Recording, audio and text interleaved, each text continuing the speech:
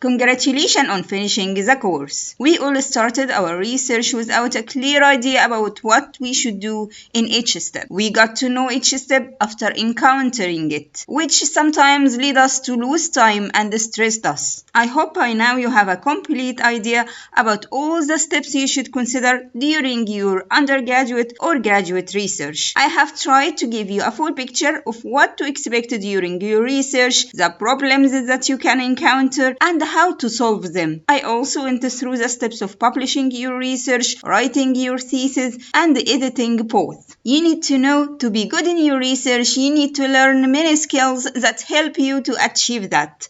Ask other researchers, how did they do their research? Asking others to teach you doesn't make you a less of a researcher.